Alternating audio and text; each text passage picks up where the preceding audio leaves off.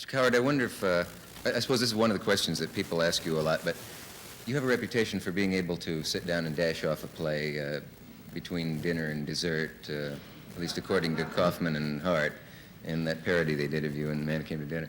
And playwrights have envied this or felt that it was exaggerated, or both, I don't know which. What is the truth about your terrific speed? Both. Exaggerated, and I don't dash off plays that way. I generally, if I have an idea for a play,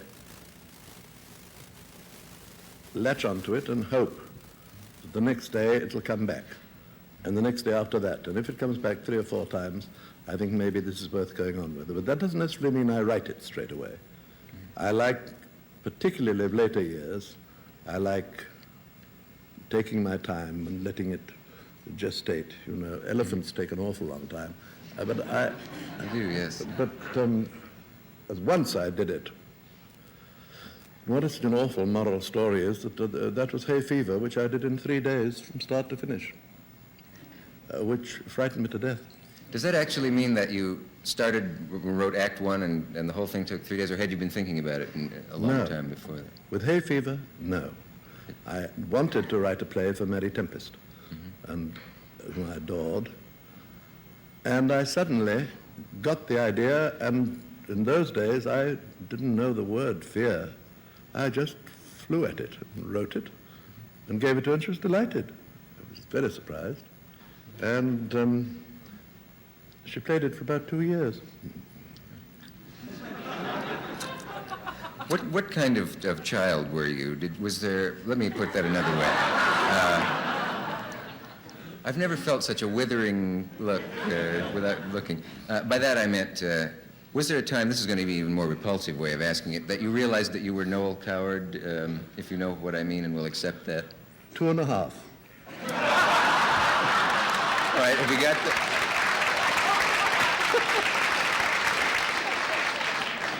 Did you all get that down?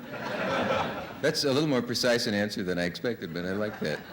Well, the reason for that was that when I was 2.5, I was taken to church, which was a grave mistake on the part of my mother. And the moment the music, the organ started, I was out in the aisle dancing and was taken home and put to bed. It was hardly encouraging beginning, but it showed the way the wind was blowing, didn't it? I would say so, yes. Do you and the Luntz criticize each other, or did you when you were working together? Without ceasing. Every night, we never got out of the theater at 2 in the morning. That was our what's known as coffee break. Really? We used to sit and analyze not each other's performances. It would always start by Alfred saying how awful he'd been. Oh, Noli, I was terrible tonight. Then Lynn would shout him down saying, no, I was awful. I was worse than I've ever been. Yes. And I used to get sick of this and say I was wonderful.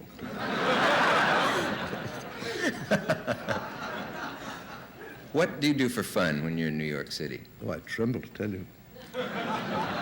Can you select 1 or 2 things and tell us? Frankly, no.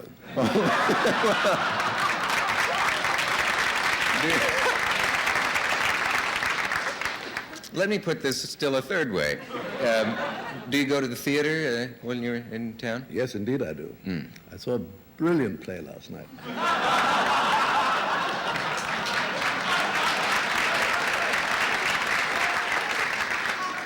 What's my next question? Don't worry, I'll answer it. All right. What did you see last night? I have to know. I saw Private Lives. So I waded into that. Yes, and I thought it was brilliantly played. Both Tammy and Brian gave a stylized, highly expert and enchanting performance. When I say that Brian at moments was a tiny bit better than I was, I don't mean it. I was just saying to Mr. Coward that it's a little odd to be sitting on a stage with bright lights and having conversation, which is what you usually have in a living room or something. Does this seem artificial to you in any way? Or no, I've done it since I was 10, you know. Just talked? on the stage with a lot Yes. of lights and sometimes a lot of people. But you're not one of those performers who what? Did you ever forget what you were going to ask in the middle of a sentence like that? Please say yes, because I'll feel a lot better if it's happened to you, too. Oh, yes, it's happened Yes. to me sometimes, Yes. but I always answer myself. If you'd answer me now, I would feel a lot... does an actor ever, in your case, when you've been in a play for a very long time, do you ever find that in your own play you have forgotten your own lines? Oh, I yeah. changed questions in Well, midstream. that I know what you mean, but that I only... See, as a matter of fact, for the last so many years, I've always limited my performances to 3 months, because I did play The Vortex for 2 years, and it really gave me a nervous breakdown. It was such a very tense play, and to have to lash myself into that emotional state 8 times a week with Thursday matinees. Very, Do you enjoy New York now as much as you used to when you were having fun here with the Lunts and with your other friends? well, I still have fun here with the Lunts, and I always enjoy New York. I think it's changed, but then so has London changed. Everywhere's Yeah. changed.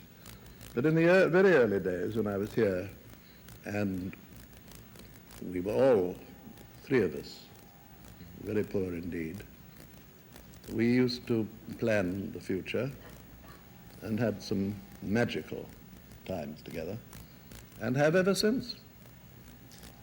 The story is that you all decided what you would become, and that you would all, that Miss Fontaine would, and Mr. Lunt would become stars in a play, and that you would write a play for them, and that you actually, was there an actual evening when you sat down and said, here's what we will be, and charted out your lives? Months. We did it for months. Months. And Alfred wanted to be an acrobat. And to a large degree succeeded. When I read an interview with you, I think it was in the London Observer, or maybe the London Times, and you were talking about you're looking forward to coming to New York, and one of the things you wanted to see here was O Calcutta, which, in case anyone has not heard of it, is a play in which most of the actors are nude most of the time. And it's the furor over it has sort of quieted down now. But have you seen it, or are you looking? No, forward I'm to going to see it, because Kenneth Tynan used to be a critic.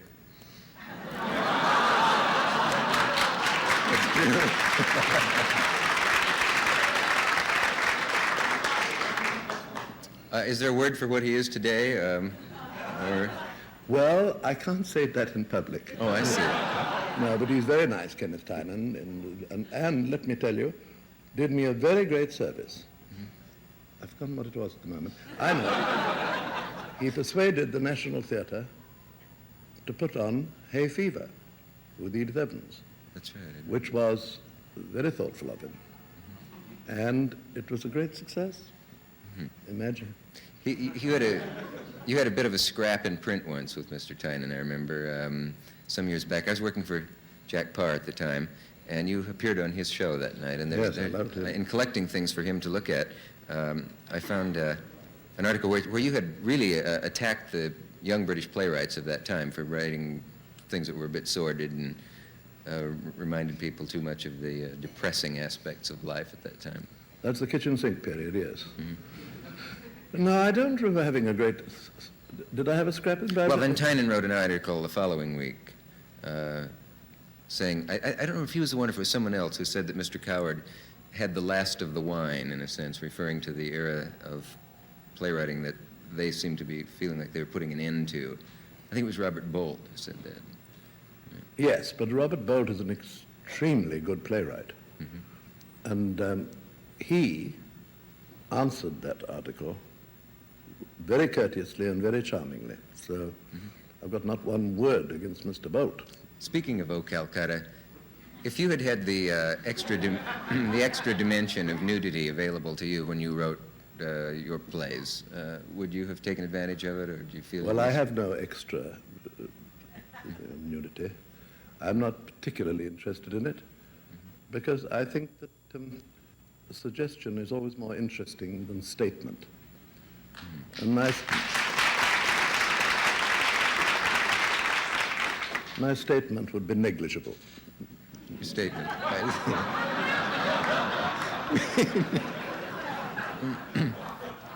What are your rules for fitness?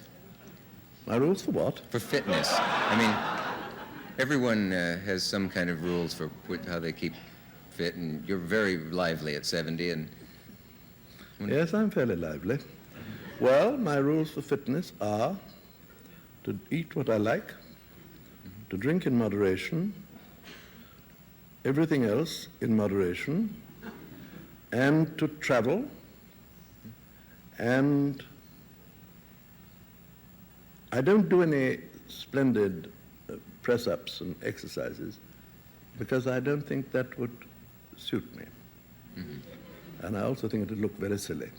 I see. Have you ever had a time in your career where you thought, maybe I would have been happier in another business, animal husbandry, or something completely disconnected with the theater? And You say animal? Well, I did. I just tried to pick something out of the air. Can't pick animals out of the air. No, Well, no. Husbandry, I think I wouldn't been frightfully good at. Because you know all that chopping. Oh, I think I do.